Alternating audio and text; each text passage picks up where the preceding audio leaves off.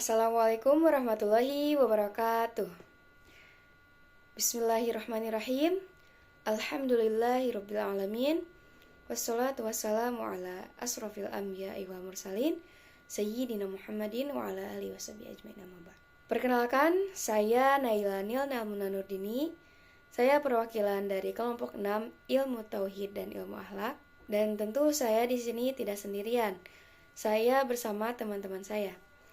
Izinkan saya perkenalkan teman saya, yaitu yang pertama ada Aminah Syahidah, lalu Muhammad Idam Junior, lalu Sani Balkis. Pada video kali ini, izinkan saya untuk membahas materi tentang standar nilai akhlak. Karena itu, mari kita simak videonya bersama-sama. Oke teman-teman, di sini ada standar nilai akhlak. Nah, itu peta konsepnya ya. Ada hati yang pertama, yang kedua ada konsensus masyarakat, dan yang ketiga ada petunjuk Tuhan. Jadi standar nilai akhlak itu mencakup ketiga ya itu ya. Nah, bagaimana dan apa sih gitu ya? Mari kita bahas dan simak baik-baik. Apa itu standar nilai akhlak? Standar nilai akhlak terdiri dari 3 kata. Yang pertama ada standar.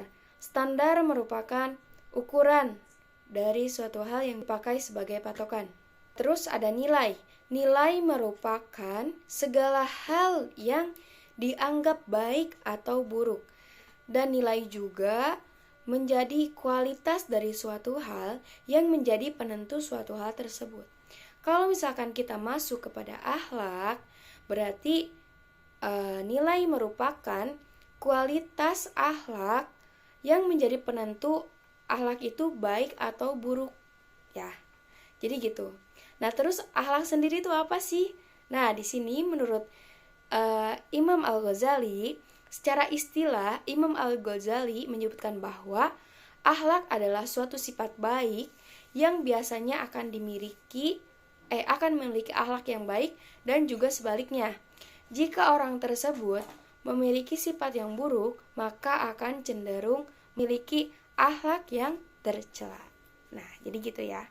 Tetapi ada juga pengertian akhlak menurut bahasa adalah tingkah laku, dan juga menurut istilahnya yaitu tingkah laku seseorang yang sudah melekat pada diri orang tersebut. Jadi kalau misalkan kita merubah juga pasti susah gini. Soalnya sudah melekat pada diri seseorang tersebut. Bisa dirubah tetapi susah ya. Nah, jadi bisa kita simpulkan bahwa standar nilai akhlak merupakan ukuran atau patokan suatu kualitas baik atau buruknya akhlak di dalam diri kita ya. Jadi gitu ya standar nilai akhlak. Jadi ada ukuran atau patokannya ya, suatu kualitas akhlak. Nah, kita masuk ke hati ya. Nah, yang pertama itu hati. Ada yang tahu hati apa? Nah, berbicara tentang hati, kita sering berpikir bahwa hati merupakan pusat perasaan kan? Pusat perasaan.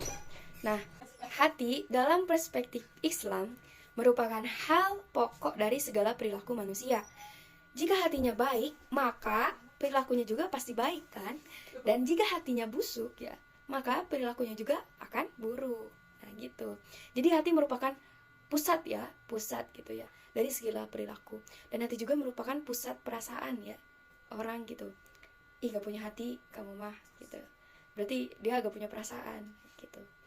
Nah, definisi hati terbagi menjadi 2. Apa? Nah, yang pertama ada hati nurani, dan yang kedua ada hati zulmani. Nah, hati nurani adalah istilah atau kata hati, disebut juga suara hati. Nah, suara hati di sini, suara hati nurani itu suara hati yang cenderung kepada kebaikan. Jadi hati nurani itu pasti mendorong kita untuk berperilaku kepada kebaikan. Nah, suara hati kan berarti suara hati yang membisikkan gitu. Ayo baik gitu kan. Nah, bisa jadi tentang kita, kalau misalkan kita ada sesuatu yang perlu dibantu dari orang lain, hati kita selalu membisikkan, ayo bantu dia gitu, kayak gitu. Nah terus yang kedua ada hati zulmani. Hati zulmani merupakan hati atau sukma zulmani selalu mempunyai keterkaitan dengan nafs atau jiwa nabati dan hewani. Nah itulah sebabnya ia selalu menggoda manusia untuk mengikuti hawa nafsu. Jadi begini teman-teman, bukan buruk, tetapi si hati zulmani ini selalu menggoda manusia untuk mengikuti hawa nafsunya. Nah, kita ketahui bahwa hawa nafsu itu kan selalu pengen yang enak-enak ya. Nah, yang enak-enak itu justru membuat kita terjerumus kepada kesesatan ya, bener gak? Nah, jadi gitu. Jadi, hati zulmani ini mendorong kita untuk terus berbuat kepada hawa nafsu. Ayo, turuti hawa nafsumu gitu. Nah, begitu ya. Jadi, ya hati ada dua ya. Jadi, kalau misalkan ada bisikan untuk mengikuti hawa nafsu, berarti itu dari hati zulmani. Bisa dibedakan kan? Konsensus merupakan hasil kesadaran kolektif. Dan konsensus masyarakat bertujuan untuk mengatur hubungan sosial antara masyarakat. Konsensus masyarakat ini bisa berupa aturan-aturan atau norma, aturan-aturan agama, dan lain-lain. Nah, di sini konsensus masyarakat terbagi ke dalam tiga. Nah, yang pertama ada norma tertulis, yang kedua ada norma tidak tertulis, dan yang ketiga ada sumber norma. Norma tertulis merupakan norma yang dinyatakan atau dideklarasikan secara tertulis. Jadi, ya bisa kita ketahui dengan kata tertulis itu berarti ada ya, ada.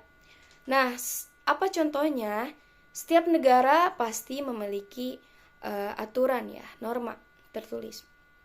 Peraturan yang mengatur kehidupan berbangsa dan bernegara. Contohnya di sini yang tertulis adalah rambu-rambu lalu lintas. Kan bisa kelihatan ya sama kita gitu, dilarang stop atau dilarang parkir. Nah, itu kan tertulis gitu. Jadi, norma tertulis itu tertulis ya. Nah, yang kedua ada norma tidak tertulis. Berarti kita ketahui bahwa norma tidak tertulis berarti kebalikannya ya, yang tidak tertulis. Norma tidak tertulis dapat berupa konvensi dan adat istiadat dari suatu daerah. Nah, gak kelihatan kan kalau itu. Jadi secara mulut ke mulut kan. Nah, konvensi adalah hukum dasar yang tidak tertulis ya. Jadi hukumnya itu tidak tertulis. Seperti kalau misalkan kita makan makanan orang lain tanpa sepengetahuan orang lain. Nah, orang itu pasti ngomong gini, awas lo nanti sakit perut. Nah, itu langsung dihukumkan. Tidak tertulis ya. Nah, terus ada sumber norma. Jadi sumber norma ini menjadikan norma sebagai sumber gitu ya. Norma adalah pedoman kita dalam menjalani kehidupan ini. Jadi kita harus mengikuti gitu ya, mengikuti sumber norma tersebut. Nah, kalau misalkan kita di Islam gitu, sumber norma kita ya dari keagamaan itu kan dari Allah ya, dari Tuhan Yang Maha Esa. Nah, kalau misalkan sumber norma hukum berarti dari undang-undang. Nah, contohnya seperti itu ya. Berarti itu kan kalau misalkan agama itu dijadikan pedoman hidup ya dalam kehidupan kita.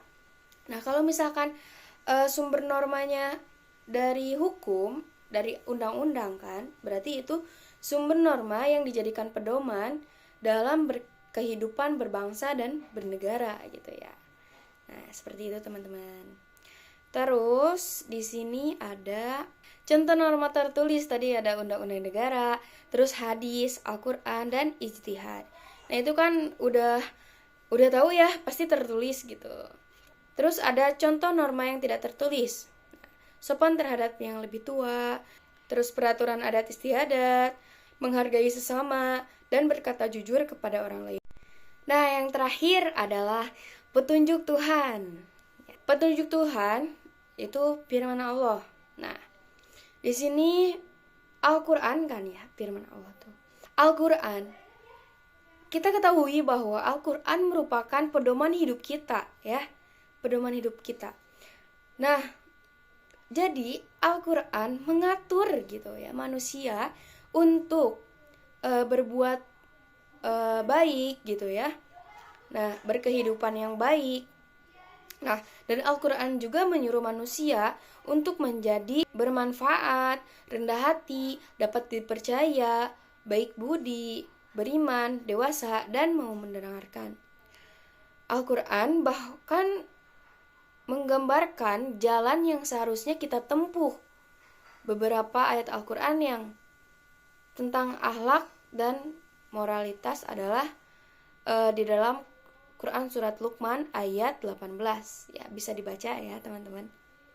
Nah, jadi Al-Qur'an kan sebagai pedoman hidup. Jadi Al-Qur'an itu pasti menjurus atau menuntun kita kepada jalan yang baik ya, kepada kehidupan yang seharusnya gitu, yang sebenarnya gitu. Kita tuh hidup tuh harus begini, jangan begitu.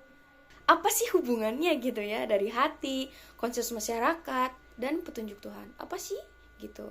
Nah, standar nilai akhlak hubungannya dengan hati apa? Nah, jadi standar nilai akhlak itu kan tadi kita udah tahu ukuran atau patokan kualitas suatu nilai ya, suatu nilai akhlak. Nah, berarti di dalam hati itu ada patokan atau ukurannya. Kita itu berbuat baik atau buruknya. Kan tadi udah tahu ya hati, ada hati zulmani sama hati nurani. Berarti kalau misalkan hati nurani, patokannya kita apa? Ukurannya kita berarti baik ya. Ukuran baik itu dalam hati nurani. Berarti kalau ukuran buruk itu dari hati zulmani. Nah, kalau misalkan masuk ke konsensus masyarakat ya, tadi ada norma tertulis, tidak tertulis, dan sumber norma. Jadi itu kan berbeda-beda. Nah, standar nilai akhlak di norma tertulis itu, jadi standar nilai akhlaknya itu ditentukan oleh negara kan, undang-undang ya, dan juga ada Al-Qur'an. Nah, ditentukan oleh Al-Qur'an standar nilai akhlak kita, baik atau buruknya. Karena sejatinya yang kita anggap baik belum tentu dianggap baik oleh orang lain. Dan juga ada norma tidak tertulis. Nah, misalkan ini bisa menjadi adat istiadat ya. Adat istiadat kan suka berbeda-beda gitu. Yang menurut kita baik tetapi menurut adat mereka buruk kan. Jadi itulah hubungannya standar nilai akhlak dalam konsensus masyarakat di norma tidak tertulis ya.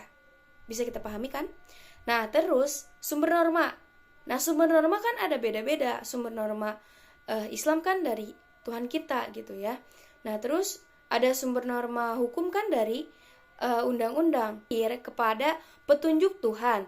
Nah, petunjuk Tuhan kita kan Allah ya, Tuhan kita. Jadi petunjuk Tuhan kita adalah Al-Qur'an. Al-Qur'an merupakan kalam Allah yang merupakan pedoman manusia ya, pedoman kita umat Islam gitu. Nah, apa hubungannya? Nah, hubungannya itu Al-Qur'an kan merupakan pedoman, berarti ada patokan atau ukuran suatu akhlak ya, suatu nilai akhlak di dalam Al-Qur'an tersebut. Jadi, akhlak baik atau akhlak buruk ada ukurannya di sana. Ya. Bagaimana kita batasannya, batasan akhlak kita, yang baik sampai mana, yang buruk di mana gitu kan.